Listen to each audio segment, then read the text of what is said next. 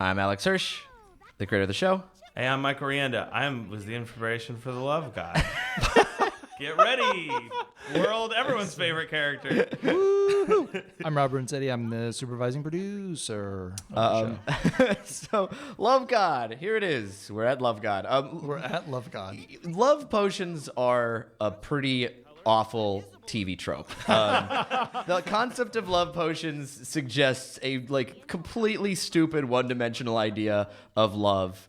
But That we all bought into. But here's sort of the genesis of this episode came from. It honestly came from the idea that Robbie was kind of introduced as a pretty important character in season 1, and in season 2 we were planning out our entire sort of season arc. And at this point in the season, we knew the broad contours. We knew that the 10th episode, Ford is going to show up. We knew that the last episode is going to be the last episode of the series. And we were thinking about the entirety of the series, and we realized Robbie doesn't really have an end. Mm-hmm. Yeah. There's no end to the Robbie story. And I was thinking about how Robbie is another one of these characters who's sort of designed just to be a jerk. Yeah. But I always had a fondness for Robbie because I saw him as so clearly vulnerable. Like, he wears his pain on his sleeve. Like, it's so obvious that he's just such a loser, and Dipper being intimidated by him is sort of just an accident of their age and their happenstance, because Robbie does not have a lot to offer the world. And characters like that can be quite endearing. And I thought the point of this episode was I wanted to give Robbie sort of a happy ending. I wanted to give him a situation where we saw him vulnerable. Because it's a Robbie episode, it's something I always say, let's go to his house, let's meet his parents, let's get to know him better. And we were trying to think of a plot for this, and the broad contour was, oh great, Mabel's a matchmaker. Mabel's the one who tries to find Robbie somebody to get together with. But we were missing magic. Yeah. That was part of the issue. Is the Gravity Falls is a series that plays on all these magic and mystery tropes. So we want to do a Robbie episode. Robbie and Mabel is going to be a really funny combination. She's so optimistic, he's so pessimistic. That's great. We need magic. How about love potions? And I don't remember exactly how this came about, but we said, what if the love potions came from Cupid, and what if Cupid was Mike Rianda? Yes. Mike, were you part of those conversations? Yeah, I was. Actually, I don't know if you remember, but it was this is before season 2 came out. I remember you and I were we're like, oh, we need to come up with a big season arc, and you know what? Let's go back to Mecca. We went to CalArts. To brainstorm ideas. That was a lot of fun, actually. We were just roaming the halls of our old school. What if there was one of these episodes? And this episode, I remember this was I was part of the early conversation. Yeah. Because the teen characters were based on my friends from high school. That's right. Nate Barranco, Lee Morrow. There's Nate and Lee themselves. Nate and Lee are friends of Mike's, inspired by real people. And we remember because it was interesting because we always made jokes oh, nobody's gonna remember the teens, ha ha ha. But people actually liked the teens, which we were surprised by. And we were oh, well then let's give them another episode, and it tied into the desire to give Robbie some sort of respect and not just make him a flat character. Yeah. We had some of those pieces of we want to do another teen episode, we want to do a Robbie episode. Yeah. Right. And then it was initially going to be kind of this Cupid as John C. Reilly, hey guys, this is me, this is Cupid. And then it slowly dissolved into me as Cupid, because I was that's sort not, of you act like those two things are very far apart. There is a very not big far Venn apart. diagram. I was I'm a slurry, loud slob. We have our own slurry slob. And Josh Weinstein, who wrote this episode, he always loved the teens. His favorite episode was Inconveniencing, and he came on this show. He's like, if you got a teens episode, I want to write it. So we brought him on, and he wrote this draft. And a lot of these great jokes, particularly in this first act, come from him. And then there's this idea we need a personality for Cupid. We're trying to think of a Gravity Falls version of him. So how about he's this kind of lame has-been rocker, but he's just got over-the-top confidence, because I don't know if you guys could tell from this commentary, but our buddy Mike has dangerous levels of confidence. Well, and he's the best guy to go to Vegas with. Hey, Spade. Putting a rainbow wig on a big white gorilla. Mike did not end up being the voice of the love guy. No, it was John DiMaggio. We ended up getting John DiMaggio, who is Manly Dan and Bender on Futurama and can do anything. And he was very much able to capture the vibe that we were going for. Yeah. Because Mike could not be Mike for this. It's hard to be yourself, though. Yeah, it is hard to be a cartoon version of yourself. They're slow. I could probably take a few down. Wait, Mr. Pies! I've been thinking. Every year this festival comes by, and every year you shun what could be potential customers. You really think I can make money off of these freeloading, kale-munching freak shows? You just gotta figure out what appeals to them. How do I appeal to young people? So young people are into hot air balloons, eh? Stan's, what do kids like? Hot air balloons, eh? Very well. Very well observed. That's a Josh Weinstein joke, which just made me laugh so hard because it's just so dumb. It's so like, this week. I think that was like one of the funniest moments in the entire show because I watched all these kind of fresh, and the idea of the giant Stan blimp on fire. We'll get with, to that. Yeah. That's one of the biggest laughs I've ever had watching the show. Here's Robbie's parents. These two characters, Robbie's parents, I actually had these characters in mind, like from the series Bible. Like they weren't in it, but when I was first coming up with the show, I always knew in my gut, like Robbie's got really nice parents. Yeah. Like all of this pain and agony, it's just puberty. He doesn't really have a problem. Yep. He's playing it up. Kimberly Mooney is the voice of Robbie's mom. She was one of our development executives, sweet, lovable, and seemed perfect for this role. And I got to give also Josh credit for a lot of these just morbid gags. And Kimberly Mooney actually started out as a production person on my show, Teenage Oh, no Robot. kidding. Yeah. Great Great get for her. Yeah. I love this scene. This was mostly written by Josh. Mabel's so sweet. I don't hear a no. Just get away. Get out of here. Huh? You want it. I'm going to help you. Great design on Robbie's room by our art team. If you look closely there's an anime drawing Robbie has done of him and Wendy, which is like, it's amazing. So sad and pathetic. There's poetry written on the walls. It's all lit in black light. It's a combination of you just take Hot Topic and put it in a blender from the 90s and barf it out. And Robbie is all of those tropes. But we see he really did like Wendy. She was definitely out of his league and was just sort of like, yeah, I guess I'll try out this guy. Did you have kind minute. of a backstory that Robbie had kind of liked Wendy for a really long time and kind of had built this persona in pursuit of her? Yeah, I mean, I imagine Robbie sort of being this kind of very kindred spirit of Dipper, actually, that like they're both just hopelessly have this massive crush on this girl, and one of them is like older and in the right one of them's minute. just the right age. But I sort of imagine that Robbie and Wendy probably met when they were younger. Like he immediately fell in love with her, has been pining after all this time, and then like when he started going through his goth phase and faking confidence, she was just like, no, he's fun now. All right, yeah, I guess I'll date you. And then like, oh, you're kind of lame and you're lying about all this stuff. That's not cool. Peace out.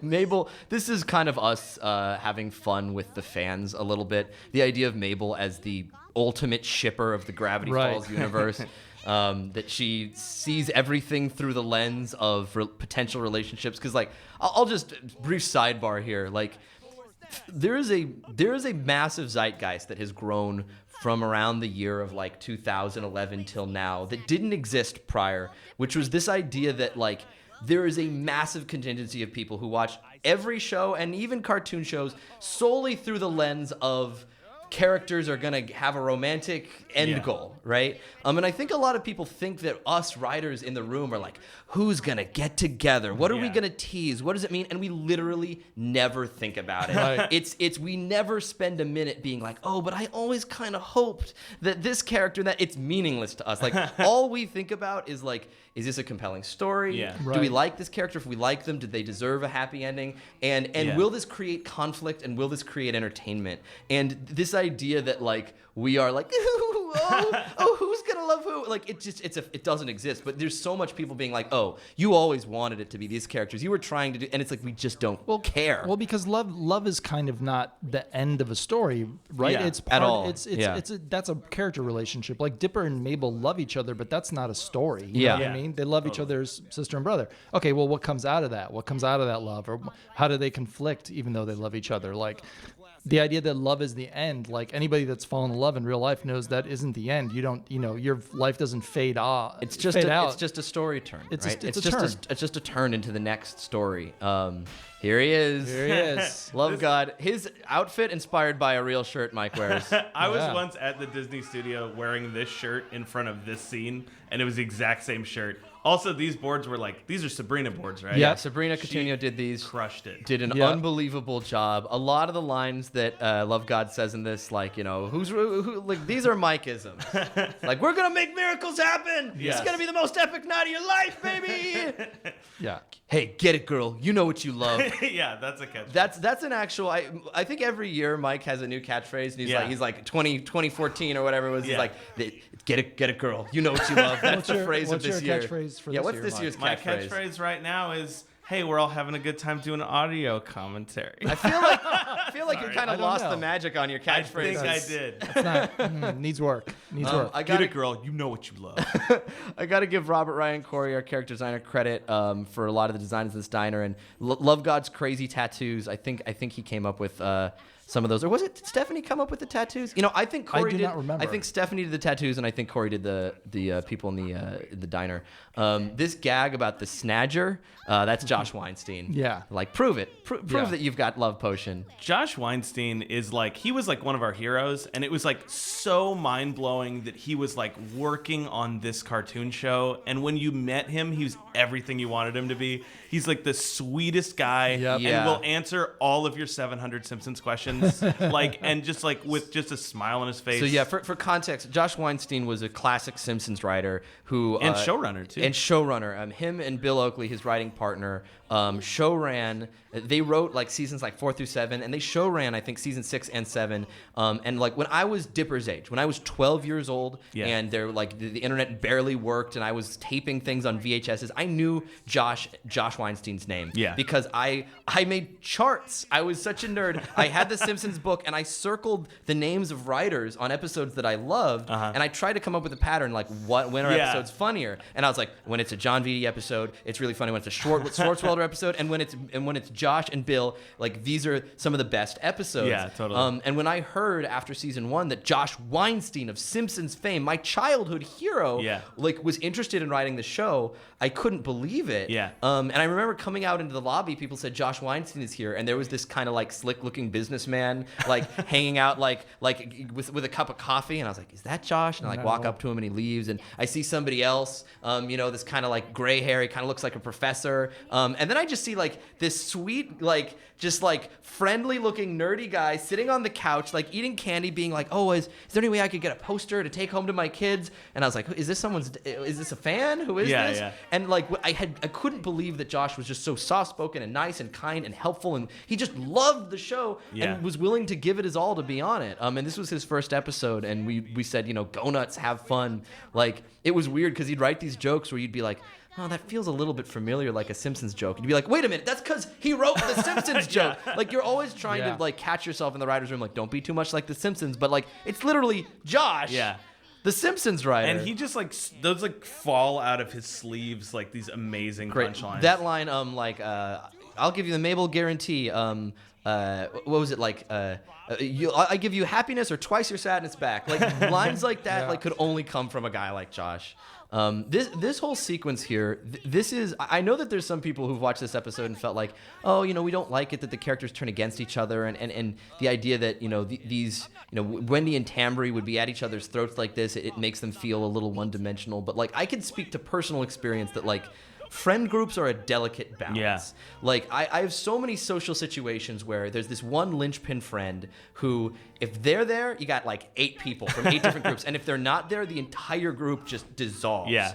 I had a guy at CalArts, Dimitri, who was just this lovable dude who, when he was around, multiple different groups. Mike is one of those guys. When Mike's around, combines a bunch of different friend groups. That's right, kids. I have friends. And we definitely saw this teen group as having a very specific specific dynamic where Wendy's the cool one, Tambri's her kind of like aloofly unapproachable friend, Robbie's the guy who fakes confidence and everybody kind of goes along with it because he like, you know, he brings the fun. Yeah. Like Nate and Lee are just like these chill dudes who just like to mess with each other. Yeah. And Thompson really is the glue, actually. Like Thompson's based on a real friend of Mike's. Yeah. Was his name actually Thompson? Yeah, no, it wasn't. His name is not Thompson. His name will not be mentioned. He was. He's a great guy. But there's like real friends that these guys are based on. And it's just like a real social observation. So the idea that one crush could completely obliterate a friend group, very much borne out in reality, in my experience. And it felt like good stakes. Like, here are the social stakes. Like, this is the lesson Mabel needs to learn in this episode is, like, you start messing with love, you start poking around in this business, there's going to be massive consequences. And social stakes we always found were like, way more compelling than, like, physical stakes. Like, seeing this friend group break up apart, if you're invested in it, you care more about than if somebody's going to live or die, because you're like, this is a kid show. They're not going to die. They're not really going to die. Yeah. I mean, physical states are great, but without an emotional story to follow, they don't really land. This joke, they're doing that gross hug walk. That's something that I always see at the county fair. Is you got teen couples, like, they're so proud to be in a couple for the first time that they're, like, being as PDA as they possibly can be.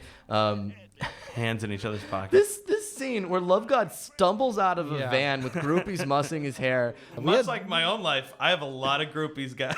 That's not real.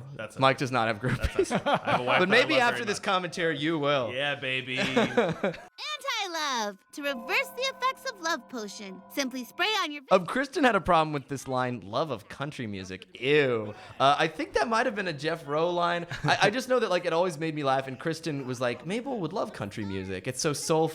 But it cracked me up to have her randomly hate something. Yeah. It's just so unexpected.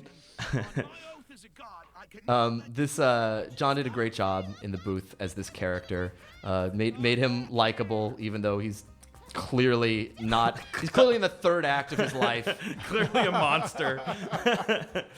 Emmy Cicierega storyboarded on this episode, and I think the Handlebar Bros. I think that was one of her gags. That feels. I think she might have drawn one of the gags, but I'm pretty sure that this entire fight sequence was done by Sabrina, because like that sounds right. Some of this but stuff, it feels like well, this is a Sunil gag. There's so many people who work on this where it's like you recognize bits and pieces of their work. This chase scene features one of the hardest to find hidden messages in the entire series. This season we had the Visionaire code word, where there'd be a code word next to a key, and that's how you would decipher the code at the end of the credits. And we would hide a keyword in every episode, and this pan is where the word is hidden, I think. Yeah, that sounds right. And Ian, the art director, just got more and more vindictive. Yeah, well, our art director was getting frustrated that people were people found them so easily, so he started getting harder and harder. And this is the hardest one he ever did. And even I remember he showed me the background for approval, and I couldn't find the hidden message, and I was looking right at it. But fans found it within minutes of this airing. Yeah, he could never outrace the fans. Mabel having a crush on Alexander Hamilton from the back of the $10 bill was a joke that was in the pilot. Yep. And that was based on a friend of mine who had a sister who always said she always thought that guy was dreamy, and I thought it was so weird. I can't believe that's actually this true. was before Hamilton the musical. That's amazing. That was Bridget Berger's sister. Okay, now this joke is the best part of the entire episode. It was all built around this. And this all comes from Brian Dole. Oh, really? Yeah, we were in the writer's room, and we were thinking about this idea that, like, there's some gag with a balloon, and Brian Dole, who's our line producer, and a line producer, like, they set the schedule, like, they are the boss. But they're not normally, like, in the creative. But he was just sitting there with his notepad, and he's like, what if it says, I heart kids? And you cross it out, and it's I eat kids. And it was such a perfect idia. And then it led to this moment. It led to, like, oh my God, like, that's so funny. What if it's so horrifying?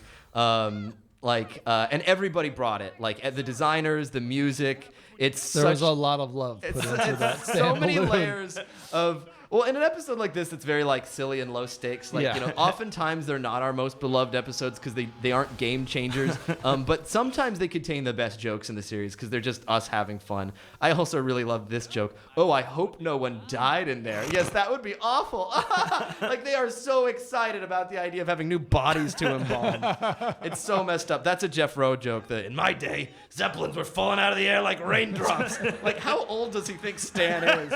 I would ride a penny penny farthing Well, to Jeff- the castle. I'm like, what? Jeff is young enough, or at least he was when the show was going on, that like anything that's more than 5 years old is just all gathered into the same oldsy-timesy olden days time period. Rob, you sound a little touchy about. I am so touchy. About young writers making jokes about old things. You can't see it at home, but Rob just punched a hole through a window. He's furious. Well, and I will mention that like Rob is one of these guys who's like he's worked on all these great shows, and sometimes when you work with somebody who's got a lot of experience, you worry that they're going to be stuck in their ways, or that there's going to be some kind of generation divide, and like it was. Rob got along and like immediately fit in with our group. Like we're just a bunch of CalArts knuckleheads. Here's a guy who's just like made all these incredible cartoons and knows how the right way to do it. And it was an immediate love connection. Like it was immediately like you just want to make something really fun and great, and you're willing to push it. And you're like a lot of people like get really frustrated working with like straight out of college kids. Like I know a lot of people in the industry are just like, these kids back in when we did it differently on Two Stupid Dogs. Yeah, like, what I mean, I experienced when I was the young kid. I experienced those people, and I vowed to never be one of them. I mean, you kept your promise. I'm excited. You're the best. I'm excited to work with people that want to do fun, good stuff. Regardless of their age, and thank you for not being ageist to us. And I mean, I think I didn't necessarily get all the 20-year-old references that only made sense to you guys, but I don't think that was necessary to be a part of this group because again, any show that's worth its salt is based on characters and based on real things. That make the fun fantasy things more fun. And this show has that in spades. The fact that all these teens are based on actual people makes them real. And it's just a pleasure to work on something where it's not just gags a minute for the sake of cartoon gags that have been done generation after generation, but there's a point to it, and there's well, and you provided just a lot of insight about like you'd look at a story and say that's not going to work. And it was like you had that experience that we didn't have yet, like, and I like gained over the course of the series. Like now I can look at an outline and be like, that's busted. But like I learned so much of that from you. Huge shout out to Neil Ciceriga who did this song. Oh yeah. Emmy, his sister, boarded this. He wrote the song. They sent it to me on my phone, and I was like crying, laughing because it was so good. Like little surprises like that are the best part of working in a team because people will bring their own creativity to it, and sometimes they just knock you out.